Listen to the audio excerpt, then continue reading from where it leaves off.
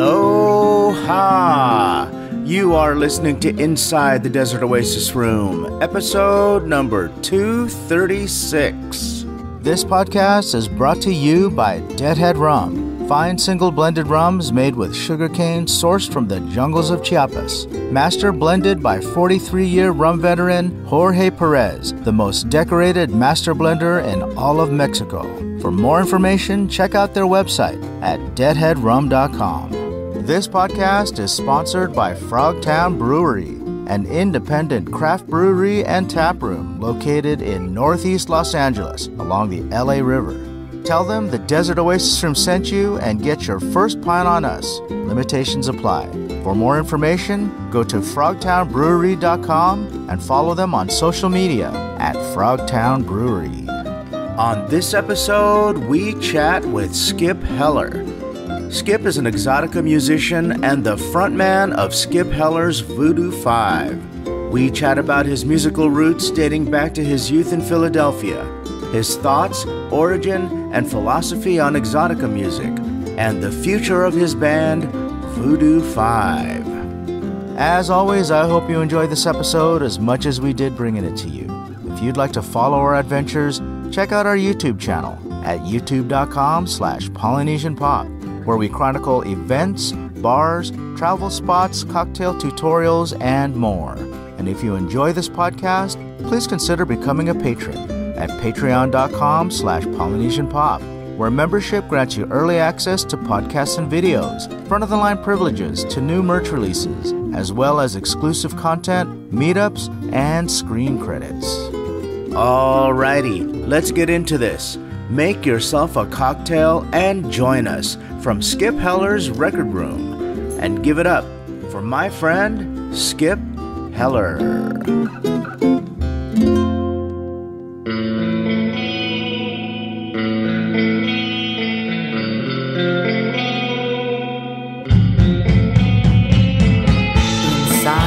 Desert Oasis Room.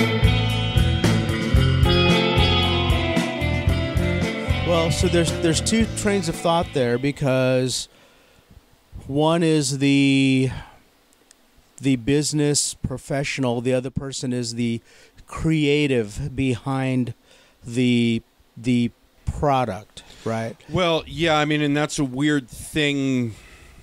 Whenever I'm in the midst of making something, let's take the Voodoo 5 album very specifically, because that's the album we're making now. That's the group. Put all my eggs in that basket. The album is called Voodoo 5, featuring Lena Marie Cardinale, the exotic sounds of Skip Heller. And I didn't want to put my name on the front of it, because I always think that you should, when you listen to music, your imagination should run wild. Sure. So if you can picture the musicians in action, it takes something away from it. And he's like, no, you have a long history with this music. You need to be reintroduced. You need to do this so people know where what you're doing actually comes from. Yeah. So and I would never think about that. And that's like the first thing he thought about is, he said, I'm in the Skip Heller business, and what that means is X, Y, and Z. I was like, okay, great. And he didn't interfere with one note of music making. So it's sort of a dream situation for me, because he will worry about, how is it going to look? What is the message the cover is going to send? Right. Who are we going to advertise with? Where are we going to... Right. What shows are the good shows to do? What shows are the bad shows to do? Right. And so the two trains of thought have to be running concurrently. Right. Otherwise... It's sort of like two magnets repelling each other and not sticking anything to the wall. Right. So I want to talk about Voodoo 5 and what you're currently doing, but before we get there, I want to go backwards in time. Sure. And I want to tell everybody about your story and your background, because as I started to research your background, I was really fascinated with how much you have musically behind you, all the styles of music you played, where you've come from, and all of that. Let's go back to the beginning. I want to talk Punk about rock. I want to talk about how you got started, because so you have Wikipedia, which I thought was kind of cool. I mean, Wikipedia is. It's great that I have it. Don't get me wrong. It legitimizes you, but on another level, I kind of just look at it and go, a lot of people have Wikipedia, but it means you exist. It means you're searchable. Well, yeah, that makes you relevant online. So, based on the Wikipedia, you're from Philly. I'm from Philadelphia. Okay, so let's talk about how you got your start in music, and your musical influences and all that kind of stuff. How old were you? When I was a little kid, 3-4 years old. I had some uncles who had some records. And then there was musical family? Not specifically. My mother sings in the choir. Okay. So does my sister. But I had an uncle who was a musician in Philadelphia, and another cousin who played in like one of those bands that plays near the airport, and would play like Color My World and Witch Queen of New Orleans and all the early 70s stuff that you played when you were wearing a butterscotch tuxedo with a big giant bow tie. Right. No, I have their record in here. He was the first guy in my family to make a record. And, but mostly it was seeing the Glenn Campbell show and the Smothers Brothers and Hee-Haw and people playing the guitar on television. Michael Nesmith, because the Monkees was, always in reruns through my childhood. In fact, Voodoo 5 has a new song called Tropical Campfires that I wrote as a tribute to Michael Nesmith, because everybody wants to be like, oh, I only listen to exotica, and I was like, I never ever just listen to one thing. I feel like I agree with you on that. I don't know anybody who's ever just listened to one thing. Yeah.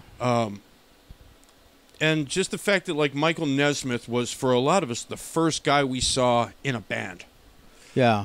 Watching. A band. That's 4 guys living in a 1-bedroom apartment with 4 separate doors. Like A Hard Day's Night or something. But so I saw that.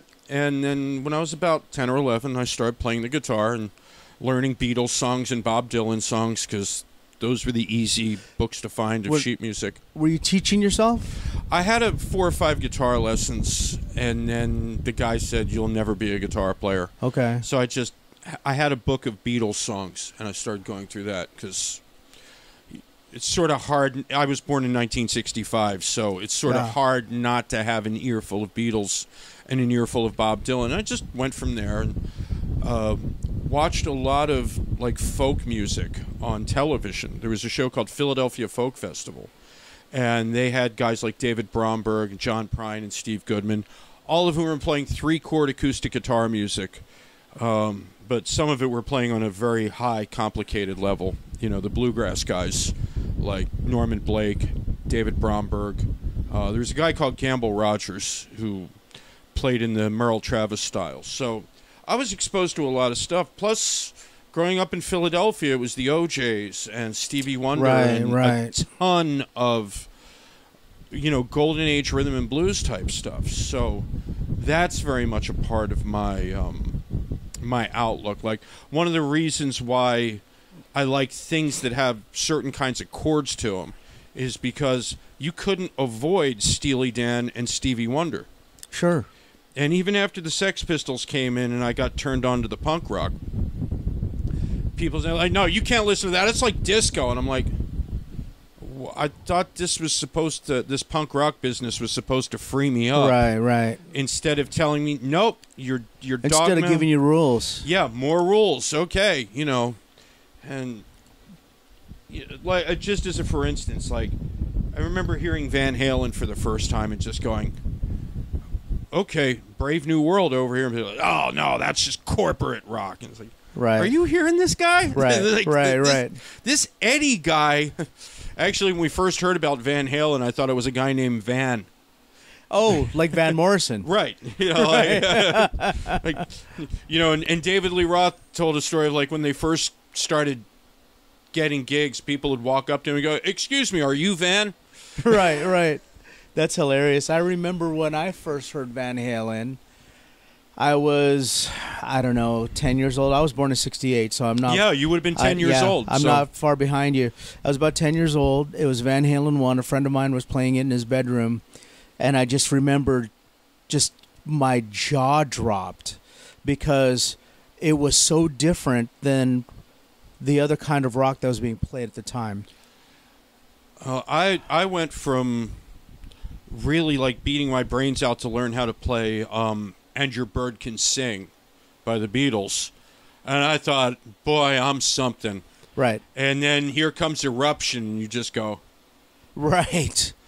And again, there were other things like Frank Zappa was really critically important to me. Yeah. But you kind of knew he was on another planet, so you didn't beat yourself up for not being able to play Zimby Woof Sure. or any of these things that you couldn't even count the time, if you know what I mean. Because when you're that age, you don't know about polymetrics and counting to 7, and then now you're in 4, and it's just. You just go take it on faith that, okay, that's more complicated. Yeah. So, learning music. Did you take courses at all in school? No, there weren't really courses. So everything's self-taught. Like guitar was self-taught. Yeah, all that's self-taught. But my mother was a librarian. My mother is still with us, thankfully, retired librarian, and I learned there was no information that you might need that a library card wasn't going to get you. Okay. And when she was going to library school, she brought all kinds of books about music into the house for me to read, even if she didn't know what they were. So one of the books was the Erwin Stambler's Encyclopedia of Country Music. And I used to just read, like, I didn't have access to all those records. Obviously, it's like 1975 or something. There's no YouTube. There's Yeah. just catch as catch can. I would go to this farmer's market in Berlin, New Jersey, and buy cheap discount records that had been in jukeboxes.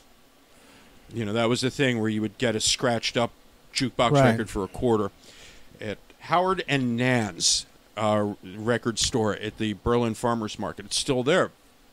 That's kind of a famous record store, isn't it? If you're from South Jersey, it's the oldest record store. So okay, every now because and I then know I'll be that on- name. Yeah, I know that name. In fact, there's an Elvis poster in the middle hallway here that I bought there in 1974. Oh wow! When that was the year I saw Elvis live. Okay. So I was a huge Elvis fan as a kid, but all of it was self-taught. And the first book I ever read, like that wasn't a kid's book, was Jerry Hopkins' biography of Elvis Presley. Okay. And then I just, more and more and getting curious. And there was a book by Pete Seeger called The Incomplete Folk Singer. And just reading that and going, there's African music? What's that about? Right, and then right. you'd go to the library and take out whatever records you could. And it was just more and more and more. And finding what records you could cheaply. Because when you were a kid in 1975, your weekly allowance was maybe 75 cents. Right. Which meant that I could get 3 25-cent records from the jukebox dump at Howard and Nan's. And that was how it kind of continued. And then I heard Sheena is a Punk Rocker by the Ramones, and I went, this is what I like. And with punk rock came the thrift stores. Okay. And you start going to the thrift stores and looking for records, and that was when I first started to find, like, strange, weird records from another place. But one of the things that really exploded all of it, and I'm learning how to play guitar through all this, so I'm learning Ramones songs, and I'm learning Sex Pistols songs, because everybody learns by playing along with records in their bedroom. Sure.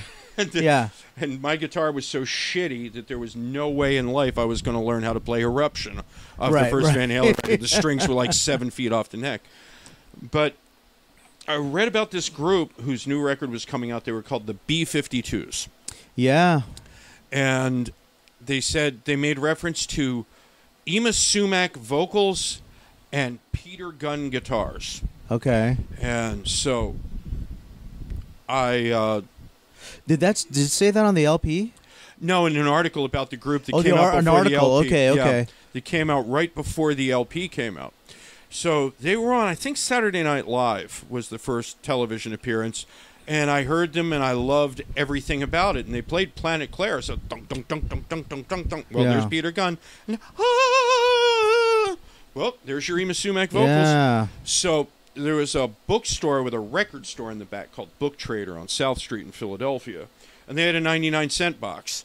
And lo and behold, Ema Sumac records in there for 99 cents. Uh-huh. So I bought a couple of those. And Peter Gunn. And I bought that. And I I went, okay, I like this now too. And I'm starting to hear reggae music for the first time, and I like that. I'm starting to hear Latin music, because at the thrift store back then, an LP was like a dime. If Right. you saw something that had fishnet stockings and a bongo drum on it, that could be interesting. If Right, nothing else, right. it was like, look cool. And I found out about a lot of music that way, and I found out about a lot of Latin music that way.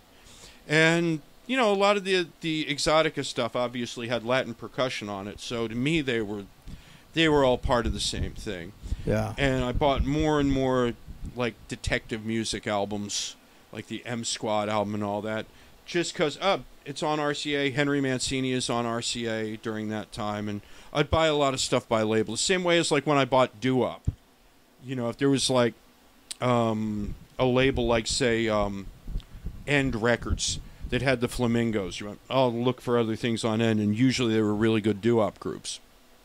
So, the same science, and I was collecting doo-wop, I was collecting rockabilly, I was collecting garage band stuff, I was collecting weird instrumental music, film scores, reggae, and the punk rock. You know, I had my ears on for all of it.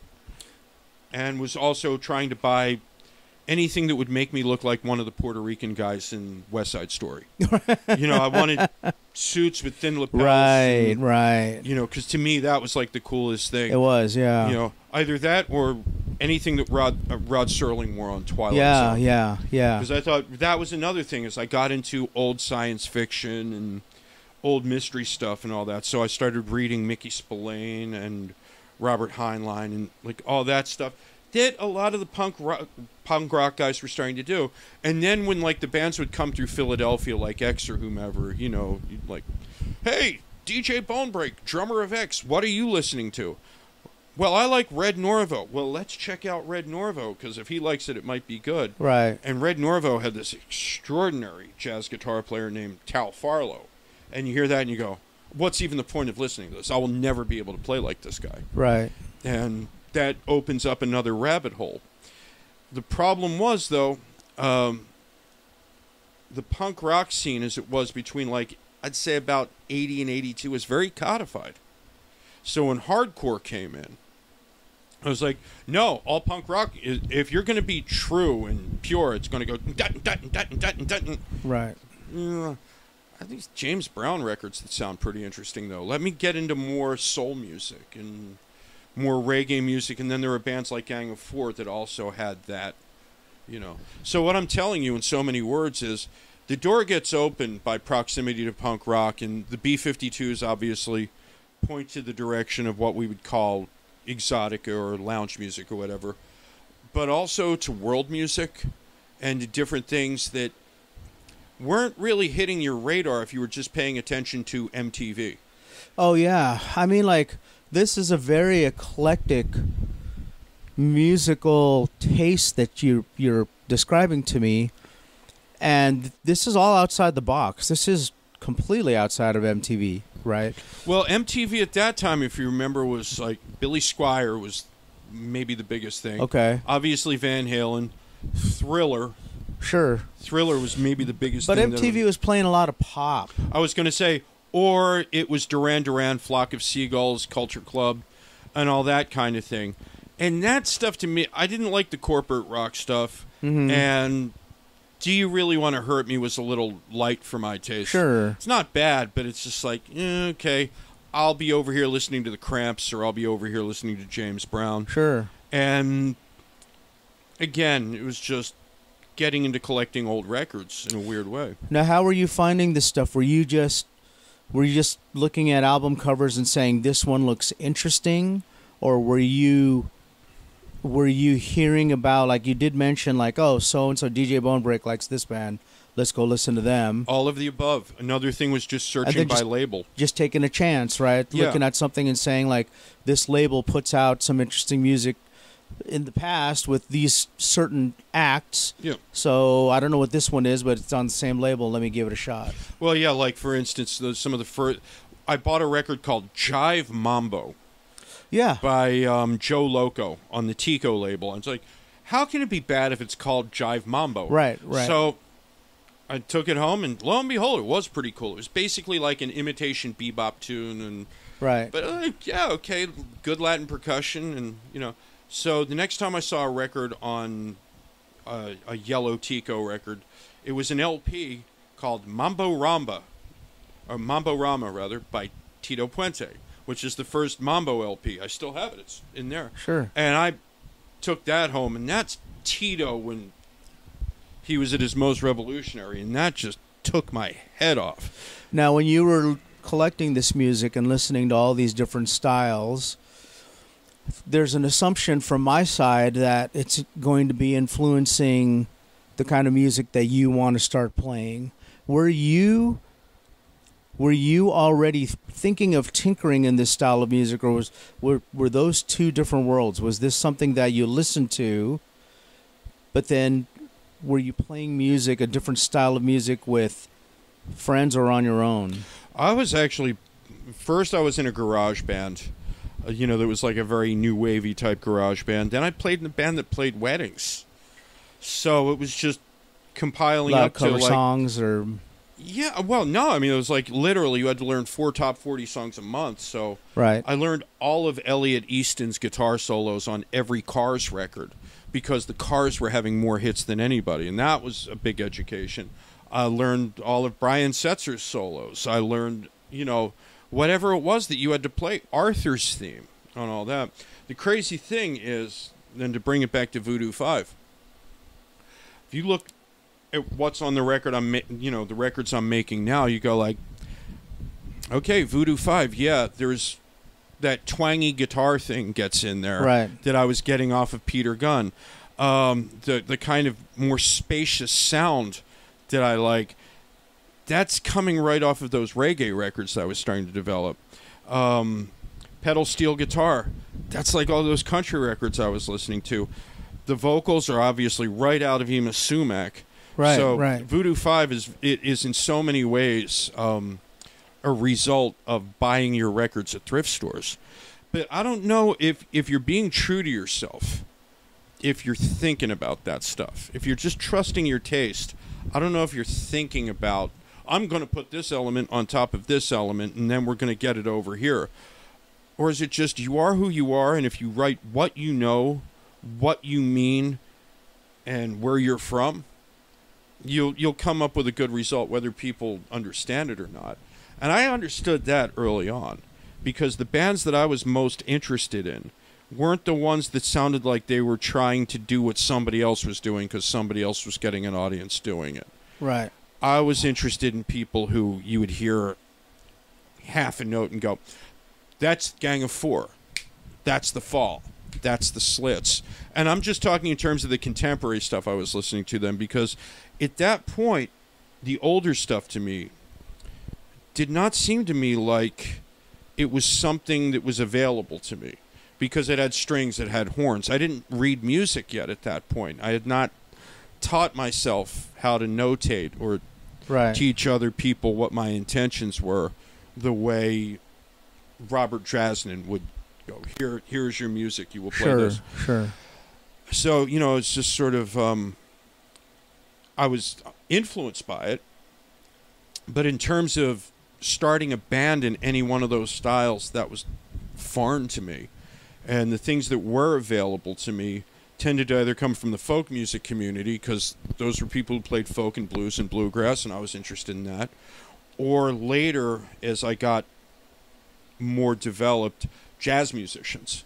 Yeah. And so, but the result of hanging out with jazz musicians is jazz musicians, even ones who just listen to jazz, often listen to music from long stretches of time. You're like, oh, you think this is modern? You need to hear this Louis Armstrong record from 1927 called Weatherbird. That's still okay. And you hear Weatherbird and you go, ooh, okay. Right. That's, right. And that was the education of just, I don't want to call it the taste wars, but every guy has this thing that he wants to play, and he's trying to get you to to join his language. Yeah. And that was important to me, especially as my language got more idiosyncratic compared to theirs, because those guys didn't know about Les Baxter or Martin Denny or Corla Pandit or anything like that. And they weren't really interested in doing that. They were interested in Coltrane and Miles and McCoy Tyner. Right. And that's the discipline they were pursuing. And who can fault them, man? You could make a life's work learning how to play bebop very well. Yeah. Well, that brings me to an interesting thought, because you have this specific sound in your head that you want to explore, and then you have these other guys that don't know it. How hard was it for you to find someone, or just to find a group of guys that would be on the same page with you?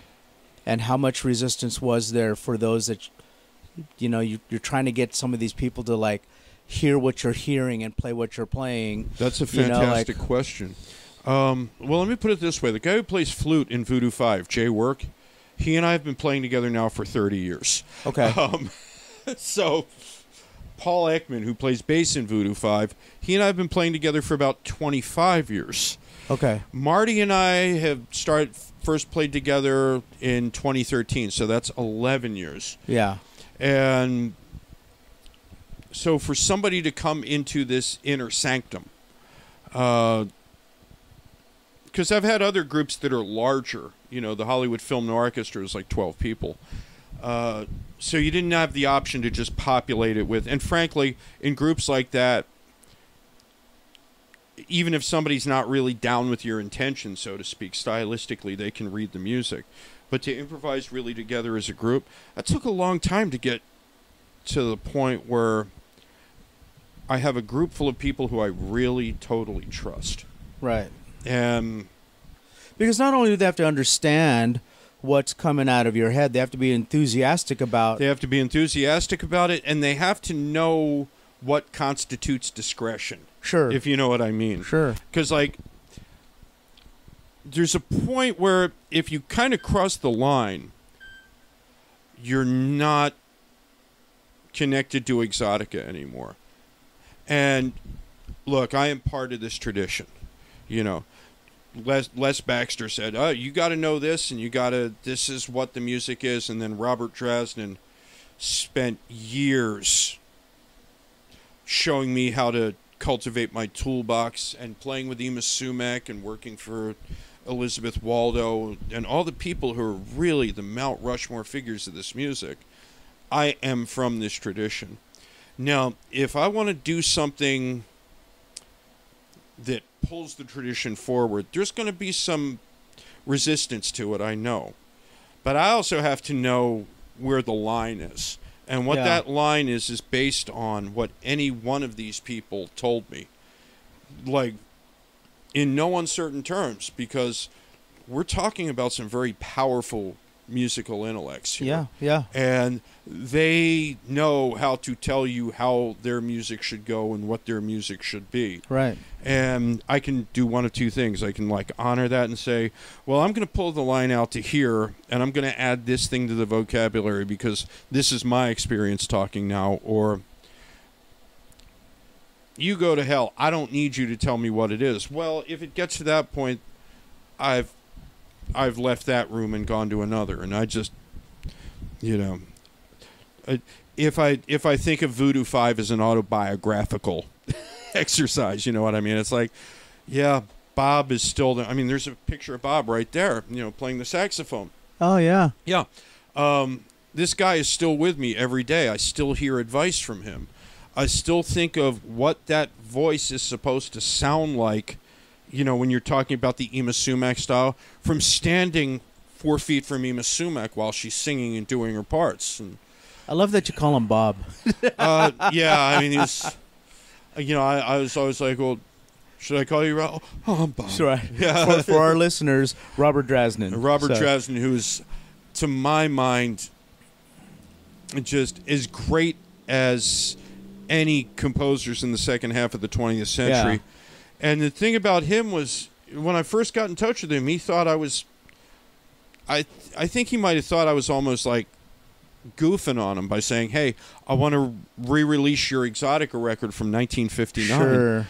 Because nobody had asked him about that record in half a million years.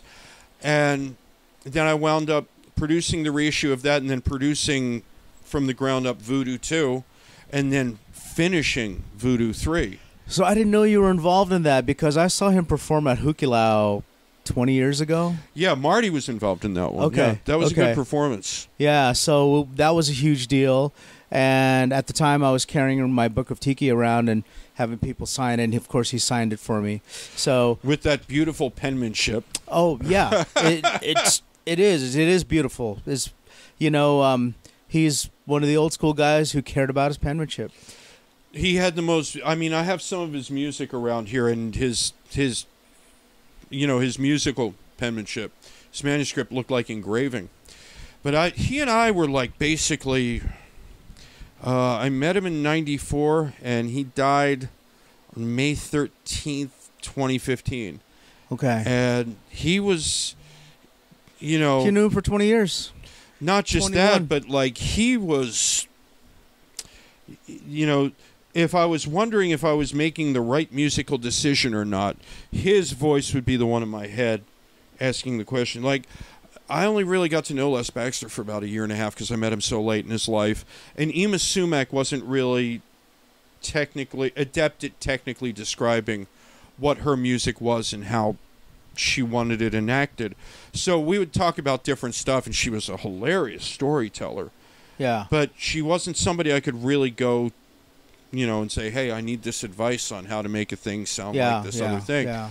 So Bob was really, and shortly after he died, I got called to do a film score that was all chamber music, really 19th century classical music that needed to be reorchestrated for a smaller ensemble. And I was just like, fucking A, Bob, you picked a really lousy time to die because now every piece of advice you ever could have given me. But I really felt like finishing Voodoo 3 because it was a mess when I got it, and we had to re-record large chunks of it. Sure. And one of the questions was, do we just re-record the whole thing? Or I said, you know what? There's enough stuff in here that's usable, and that's him conducting. So, right. I still have his footprints to go by. But I felt like that was my final exam. Yeah. And there are little moments, because one of the reasons the Voodoo 5 record is called Voodoo 5 was somebody said, how much material was there left over from Voodoo 3? I said, actually, like, a lot, but it wasn't up to the standard. Right. So there's not going to be a Voodoo 4? No. And there's 7 people in Voodoo 5, but I went, Voodoo 5. Got it. Oh. So I specifically, because the technique of mallet percussion and female vocal that's the hallmark of Robert Drasnin's Voodoo records. Got it. And I said, you know what? I'm gonna take on the franchise. I'm gonna extend that tradition. And as I said, to me, a lot of things about this project are autobiographical, and not the least of which being probably the musician in my life who I have the greatest active debt to is Bob Drasnin. And then another is a guy from Philadelphia named Uri Kane, who is a classical and jazz composer and musician. Okay. And then there's like other people who have been very important to me, Dave Alvin, Les Baxter, and all that. And they're in there in ways that they would probably never guess.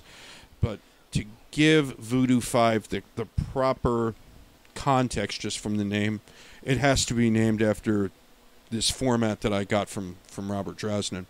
I love that. Wow. Okay. So now we're cooking with fire. Okay, I've got a question for you in regards to all of this. Yeah. Because I feel like by you carrying the torch that Bob Drasnin was carrying, Robert Drasnin was carrying, you got me calling him Bob now. You can call it. If he introduced himself to you, he would say Bob. That's his metronome right there, by the way. Oh, how cool is that? When he was a kid. How cool is that? Oh, I love it. And when you saw us at Exoticon, I was wearing his necktie. Oh, I love it. Okay. Yeah. Okay, so having said all of this, you obviously understand the provenance and legacy and responsibility of carrying his legacy forward and everything that he did. what are your thoughts about the future of exotica? Because is there another generation that understands that and will carry that, or do you feel responsible for teaching another generation to carry that? This is a fantastic question. Like, Because we're all punk rockers. Yes. Because people can play exotica music, but to understand the soul, right? This is what I'm hearing, like a soul surfer, for lack of a better example, that there's a specific legacy. Well, I think a lot of that comes really from respecting it as a compositional style. Okay. And the groups that I think really do that well, Ixweli. How do you say it? Ixtaweli, yeah. I mean, I have all their records right over there. I think they are fantastic. I think they're great too. Lex to Ghost, whose record, I met those guys at Tiki Oasis last year, and they were just so nice that I thought, like, oh, man, I should buy their record just because they're nice guys. And I bought the record, and it just knocked me over. And the Manicoras, I think, are also great. Oh, yeah, Manicoras. Yeah. They seem to understand, and each of them, you would never confuse any one of those groups for any other of those groups. But the thing that makes those groups work as well as they work is they understand how the compositions should work, how they should develop themselves, what the mechanics are. Whereas groups that sound fake to me, and I won't name any names, sure, sound like they're doing gussied up surf music. Yeah. And you know what? That can become, gussied up surf music can become the next generation in a way, because a lot of the people that took on the mantle of let's involve ourselves with exotica had come to it through surf music. So, your path is never the wrong path if you're dealing with it sincerely. I agree with you, and I disagree with you, because, and here's where I disagree. It's in my mind, if it's not, for lack of a better term, pure, it's not authentic, and so it's kind of its own subgenre. It's different. Yeah, but let's look at the people who we say are the most authentic practitioners of exotica, shall we? Let's just say Les Baxter, Corla Pandit, Robert Drasnin, Martin Denny. They don't sound like each other. Sure. Like Martin Denny never had like a grooving Latin rhythm section. Sure. Les always had really grooving Latin rhythm sections. The idea of like the single female vocal over mallet percussion is not something that Les really involved himself with, but it's like Bob's trademark. And Corla Pandit, like, there's no organ on anybody else's record, so you have to make room for differences in who plays what instrument and how they come to it. Because the guitar is not a particularly indigenous music to exotica. And that was one of the things I set out to do, was put the guitar in there as a real credible thing, and I didn't want to do it necessarily in a surfy way, because there's a lot of that, and I'm not really like a surf music guy. You want to hear somebody do surf music real good, there's a guy named Evan Foster who has a group called the Boss Martians. Go check out Evan, man. He'll he'll rock your world. But I thought, my influences are often people like Gabor Szabo, who to me is exotic, or the Brazilian guys, Bola Sete, and obviously Brazilian music had an influence on exotica. So that's in there. But at the same time, it's also the way the guitar is used in Ennio Morricone's spaghetti western soundtracks. Because what is exotic? Well, exotic is something that's from a place that you're not from. Okay, yeah. And the more far off it is, the better. Right. To the point where when you think about it, what exotica is the indigenous sound of a country that doesn't exist. Sure, I'd buy that. Yeah. Like you've got, if you look at Les's music, you have the influence of Ravel and Shostakovich, but also Latin percussion, but also what was happening in, Hollywood film music at the time. Right. So, yeah, well, somehow that conjures up, the South Seas of the Dark Continent. But a lot of the things that literally the musical instruments are made of, they don't have that kind of metal there. They can't make a piano out of what they have. That's there. a great point. But the music is so great that you're going to go, hey, suspension of disbelief.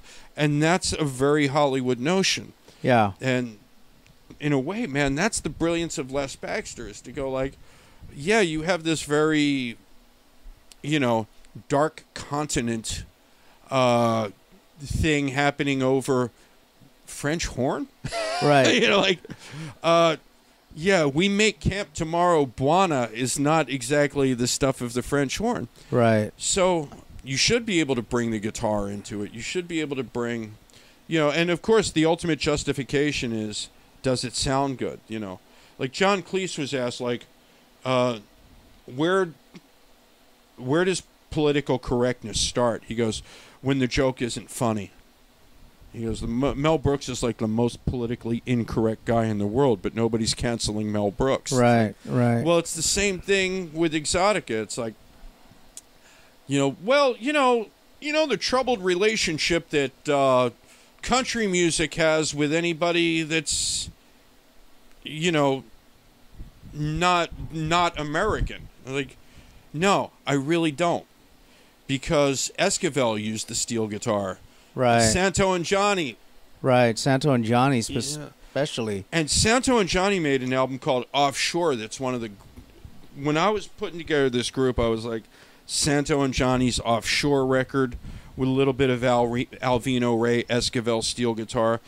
And when I talk about Voodoo 5 being an autobiographical thing, I love country music. I love the way steel guitar sounds, because to me it's always been mysterious. Yeah. And to bring that sound into exotica, not in an Alvino Esquivel way, not even in a specifically Hawaiian way, but in I hear it this way. And frankly, Conor Gallagher, who's the steel guitar player in the group, he understood what I was talking about, and he could get into that weirder kind of dark, mysterious seaweed place.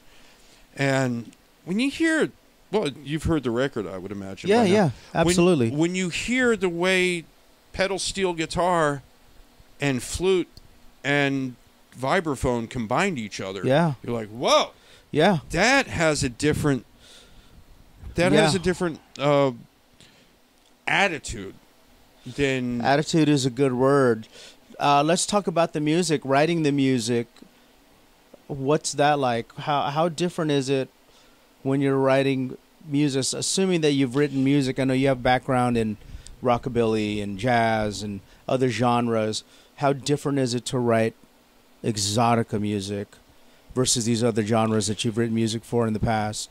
Well, in a way, it's the ultimate question, because most of the time you know exactly the audience you're addressing.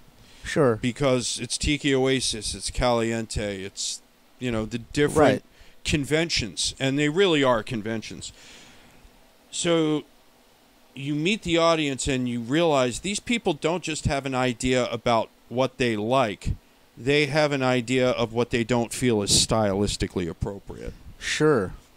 Ask any rockabilly band that's ever had an electric bass player. Right. Yeah, you better be as good as the Blasters, or you're not getting away with it. 100%. So, but I'm also thinking of structure, right? Because that's what I was going to say.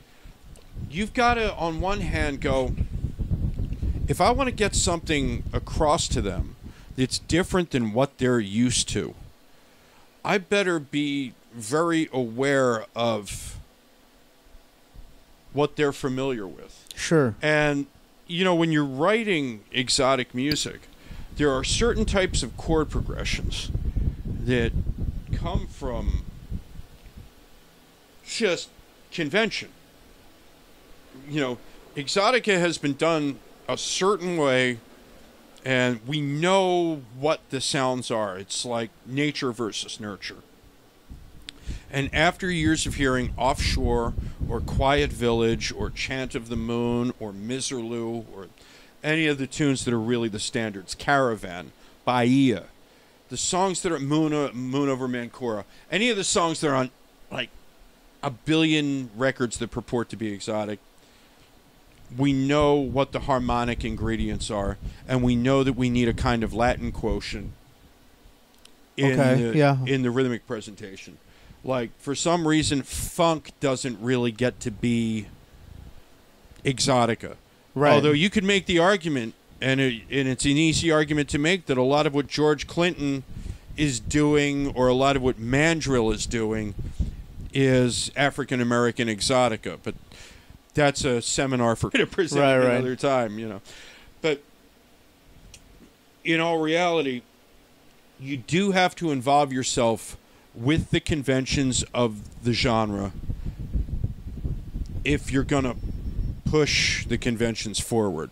Because it's almost like a negotiation. Like, I'm giving you 60% of what you say this needs to be in order to qualify, to get you to listen to the other 40%. That's why on this record, I made sure that, you know, one of the things that Tiki Oasis patrons really point to a lot is Disney. Disney is always a strong, okay, great. The album opens with a song from a Disney movie. Right. With Trusting Me from Jungle Book. And Jungle Book has a lot of nice exotica stuff hidden in it. It's really a great soundtrack to check out. We did Miserlou, and Miserlou is obviously one of these standbys. In fact, when we were playing at Exoticon, I'm watching the Martini Kings, and I go, yeah, right on, Martini Kings, you know, because also two of them were getting married the same day that Lena and I got married. Yeah. Oh, you guys got married the same day? We got married June 23rd. Oh, congratulations. Thank you. So the Martini Kings played Miserlou the set before we did it. Yeah. Fortunately, our versions are different enough, but like Miserlou and Caravan, you know you're going to hear that stuff. Yeah. And so I made sure we had Miserlou in there, and I made sure we had Offshore on there because Martin Denny recorded Offshore. Yeah. There's the Santo and Johnny Offshore that I love, and Offshore even before like Les Baxter had made an Exotica record, Leo Diamond had written that, and Leo Diamond is one of the great unacknowledged forefathers. Okay. And I really want to bring his name back because everybody looks at the cover of Skin Diver Suite and goes, great cover. Like, man, listen to that thing. That is, like, completely unique and amazing. So I wanted to make sure that the Exotica people had some Disney and Exotica and really pure Exotica compositions. My own composition, The Collector. I wanted to make sure that all of the touchstones that you have to hit to really be making an Exotica record were touched upon and hit upon. That way, when I wanted to introduce something into the vocabulary that people weren't necessarily automatically on the same page with, they were comfortable with, this is coming right out of the tradition. Right. And that's important to me because I've been participating in this tradition as a student, as a historian, as a producer of reissues, producer whatever, for a long time. And when you're talking about introducing younger people into the medium, what you have to be able to do is show them what the world of it is, instead of them thinking like, it's like if you listen to No Doubt, you go, it's a ska band that's only ever heard 4 songs by Madness and 3 songs by the Specials, and that's their whole, you don't really get the sense that they spent a lot of time listening to Don Drummond or Fritz Buster. You just go like, they have a copy of On My Radio by the Selector. Right. And whether you're talking about like what I do or what Big Sandy does, Big Sandy and the Flyride Boys, who are an amazing rockabilly band who have gone through periods of really involving themselves with Western swing and hillbilly boogie. They've pulled the audience with them because they've managed to take the tradition as a living, breathing thing, as opposed to the 5 laws that you will never get away from, and if you don't do it this way, it's not this, and you're not official. Yeah. This being said, Exoticon 2023, I was there to play Raymond Scott's music, and which I thought was like, okay, I mean, not that I ever thought of it, Raymond Scott as an Exotica thing, but you want to hire me to go play Raymond Scott's music? I'm there. I love playing Raymond Scott's music, and it's the most difficult thing I do, so every time we do it and we do it correctly, I feel like a world beater, because it's just the most technically demanding thing I do. But Marty and I were standing around, we were noticing who the bands were, and there was nothing that Martin Denny would have recognized as an Exotica group. The bands all had like full drum kits, with kick drums and all that. Okay. And there were synthesizers, and there were this, there were that. It's like, man, the actual tradition of what that is, something that would fit in Don the Beachcombers in 1957, right. And the volume would be correct, and the choice of material would be correct to that, wasn't represented. And the two bands that I mentioned that I like the most, Ixtualia and Lextighost, they don't live in California. Yeah. And not that these other bands are bad, because it's not that they're bad bands. As I said, they're like sort of rock and roll bands that have a strong Exotica component. But I don't know that Arthur Lyman would stand in front of the stage, listen to that, and go, yeah, that's what, that's part of what I do. Sure. So I said to Marty, like, we should really think of a way to have a real Exotica group, but not something that's not just to do covers and revive things and all that. And that became the roots, because Lena, my wife, Lena Marie Cardinal, is a great student of Ima Sumak's vocal style and can reproduce it. But she's also a terrific jazz singer. She can also sing boleros. So now we've got somebody who's got the Exotica roots, but also has a much broader musical perspective than just let me parrot Ima Sumak things. Sure. And so, okay, we got that. Mallet percussion. Okay. Yeah, let's make this something that comes out of the tradition that Bob Drasnin set forward. But it can't just be a revival. Yeah. So then I thought pedal steel guitar, because that way we can also bring in the Hawaiian thing, but also the Alvino Ray Esquivel thing. And I don't know if you know an album called Exotic Island by the Surfmen.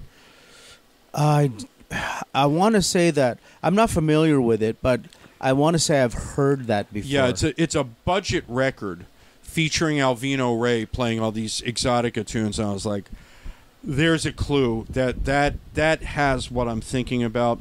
But the other thing I thought was, like, Arthur Lyman and Martin Denny, they never had like great burning Latin rhythm sections. Right. And as somebody who grew up on the East Coast listening to Ray Barretto, and I've produced Joe Bataan, and I've made like records that really come out of the Fania tradition.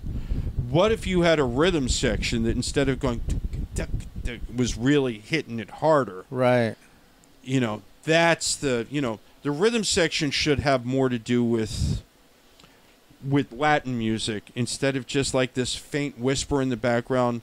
No, let's actually hit it a little harder, because we do have the softness of the vibraphone and the steel guitar and the flute up here, but underneath here it cooks more like Cal Tjader or like Fania. Right. In fact, yesterday was Cal Tjader's 99th birthday, and we did a couple of Tjader tunes on the gig. Oh, that's cool. Well, we normally do, because that was one of the first things that we said, we got to get Cal Tjader up in this mix, because Cal Tjader did more exotic stuff than people think. And I only know Cal Tjader as Exotica. Yeah, there are a lot of people who go, oh, he's a jazz musician. And then there are other people who go, oh, isn't he that Latin Vibes player who made those records with Eddie Palmieri? Okay. So he's another case of one of these guys who's coming from 5 places at once. Yeah, so there's a few like that for me, that I know that they did other styles and other genres, but like another one is Gene Raines. Gene Raines is another guy who I looked at and I said, his band burned a little more than Martin Denny's and Arthur Lyman's. Okay. Because, like, Denny and Lyman were really playing in, like, a hotel environment. Yeah. It wasn't like, let's slam this hard. They were, like, going, we're going to provide more Hawaiian atmosphere, which is cool. But I'm from Philadelphia. I want my... Yeah, I want Ray Barretto. Yeah, I get it. Yeah, so, all right. So, yeah, all right. So, before we wrap up, so we're coming up on the hour. Yeah. Let's talk about the future of Voodoo 5. Tell us about, like, what is the next... Give me, like, the rest of the year. Okay, the rest of the year is we're still playing all the music on the Voodoo 5, the Exotic Sounds of Skip Heller album. Okay. So that's, it was a good starting place for us because the album, and it's available on Bandcamp. Promote. Yes, please. But the album sort of sets out all of the things that we're going to be doing because it's got exotic elements to it. It's got Afro-Cuban elements to it. It's, whatever we do next, you'll be able to find a precedent for it in that album. And then in October, we have an EP coming out called Dahlia, the Voodoo 5, which is based on... We did a show that was to commemorate the death of the Black Dahlia. Black Dahlia, yeah. And I was about to ask if it's related to the Black Dahlia. It is indeed. I used to actually live in the same building that she lived in for 3 weeks in Hollywood. Yeah. So we had Jerry Stahl do some reading. Jerry Stahl is the author who did Permanent Midnight and a few other great books. So I was commissioned to write some music specifically for this. And then in addition to that, we had Jerry do some very short readings that related themselves to her Hollywood. And then in addition to that, and again on Killer Kern Records, we have a single coming out on Alternative Tentacles Records, which is Jello Biafra's label. Jello Biafra's the great singer from the Dead Kennedys who said, I always thought Moon Over Marin would make a great exotica record. Why don't you do it? And I said, if we do it, will you sing on it? And he said, yeah. So we just did that single with him. Oh, how nice. That'll be coming out hopefully by the end of the year. And the other side of it is a sort of surf instro called El Tecolate. Okay. That was done by Calvin Cool, which is actually Shorty Rogers, who is a West Coast 50s cool school guy. And he wrote it with Gaynell Hodge, who wrote Earth Angel. Wow. So I'm still trying to figure out how those two guys hooked up. But there will be another Voodoo 5 record. Basically, after Tiki Oasis, we're going to go back into what we do. But the premier thing right now is the Voodoo 5 album. Again, available on Bandcamp. So that's the, I don't want to say the artistic statement, the manifesto that drives us. But that record was made so people would understand who we are, where we come from. And that's why it's named really after Robert Drasnin's Voodoo record. That's so cool, man. I didn't know that until we started talking. That's so cool. Well, again, if you're going to come from a tradition, yeah, and we do, it's not enough just to put on the T-shirt and go, hey, here we are, we like the Ramones. Well, who doesn't? I want to take what was taught to me by these really powerful composers and sort of bring them into the next place in the line and teach them to the next bunch of musicians. Yeah. They're not going to use it the same way I did, any more than the hip-hop guys used James Brown's ideas the way James Brown did. Right. But look at the life James Brown has had, as a result of hip-hop. And even Bootsy Collins will tell you, like, what's hip-hop? Hip-hop's James Brown, baby. Right. He said, and that's why James Brown will never die, is because hip-hop won't die, and that's just going to be the repurposement. Right. Well, it's my job to take Robert Drasnin, Ema Sumac, and all these people who I learned it from and say, it's going to go to the next place just the same way as Mark Twain went to the next place. And after several generations, well, what's Mark Twain now? Mark Twain now is Jon Stewart. Yeah. What's Lenny Bruce now? Lenny Bruce now is Henry Rollins. Yeah. You know, what's any one of these great things that ever happened, they're so great because they foster a tradition. So what I'm going to do is I'm basically going to keep my personal view of exotica that I took from the lessons given to me, you know, those guys pointing their finger in my chest sometimes to make sure I knew what they were talking about. And that's what I'm going to keep doing that because, you know, I pretty much was the beneficiary of the first generation people. Yeah. Telling me what they thought, what they meant, what they thought was the way to do it. And I might disagree with them, but my way of doing it differently is informed by them. Yeah. And I have a responsibility to that. Yeah. Yeah. So, and this is why you won't hear synthesizers and samplers and that type of thing on a record that I make that purports to be exotica. You will not hear a kick drum. You will not hear an electric bass. Right. You know, these guys, and in Elizabeth's case and Ema's case, and these women were really powerful, and they had a really incredible sense of what's right and how to do it that I am forever indebted to. So if I tell you Voodoo 5 is making an exotica record, it's going to be something that any one of those folks would have recognized as being in the tradition they set forth. Wow. I love it. I love it. What a way to wrap up this episode. Man, it's a privilege to talk about it with somebody who really knows about it. It's a privilege to have you on the program. If people want to follow you and they want to learn more about Skip Heller's Voodoo 5, go to Instagram and hit Voodoo Combo. Voodoo Combo on Instagram? Voodoo Combo on Instagram. And Bandcamp? And Bandcamp, just type in Skip Heller Voodoo 5 and the stuff will come up. Okay. Or actually you can get to our Bandcamp. It's the link in my bio on Instagram. Okay, on Instagram. But please buy the record, or if you're in some place where it's expensive to get your vinyl shipped, you can get it as a download on there, or you can also get a CD.